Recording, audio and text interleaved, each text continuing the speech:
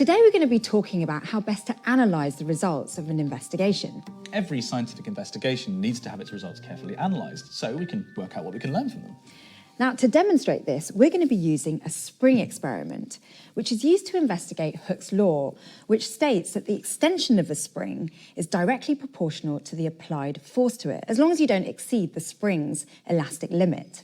In other words, the heavier the object that you put on the spring, the further the spring will extend. In fact, the law says that if you double the mass attached, you'll double the extension. So, unextended, the spring is 21 millimetres long. And if I add 100-gram mass to it, the spring extends to 47 millimetres. Hold on, where are you going? I thought we could make this a bit more interesting and bigger. Come on. Wow, when you said bigger, you really meant it. Oh, Shinny, sorry, not that big. That still looks like fun, though. But what kind of masses are we going to hang off that giant spring? Our masses are right behind us. So they're a bit like the 100-gram mass that we were using in the lab. Exactly, just a bit bigger.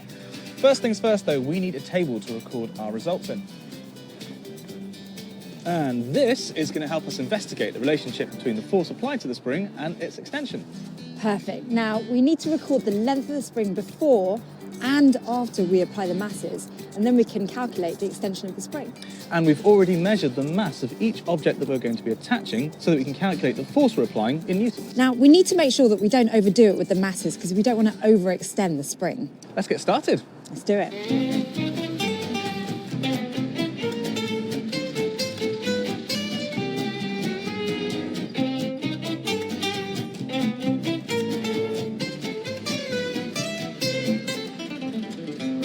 Well, we have our results. Now comes the important part.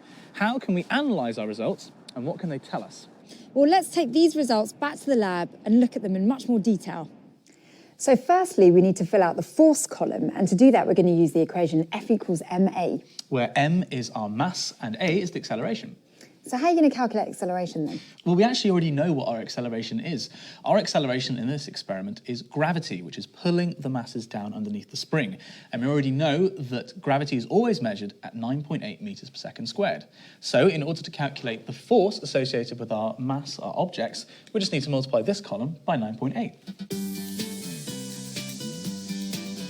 So as the force is increasing, the extension of the spring is also increasing. But how precise can we assume our data is, given that we only took a single set? Well, when making any investigation more accurate, it's always good practice to get a second set of results. Now, we definitely would have done that here in the lab, but outside we kind of ran out of time. And fridges. Anyway, let's fire ahead with analysing the data we've got. So to get a better idea of the relationship between our two variables, the force and the extension, we need to plot our results. Yeah, so we have two continuous variables and we're trying to investigate the correlation between those continuous variables. The force and the extension.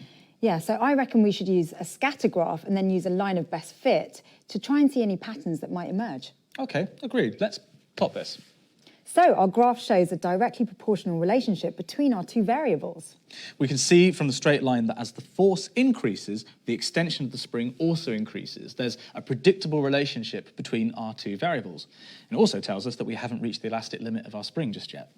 We can also use this line to predict what the extension of spring would be for a force that lies between those that we tested outside. So just to recap on the key points you need to remember when analysing your investigation.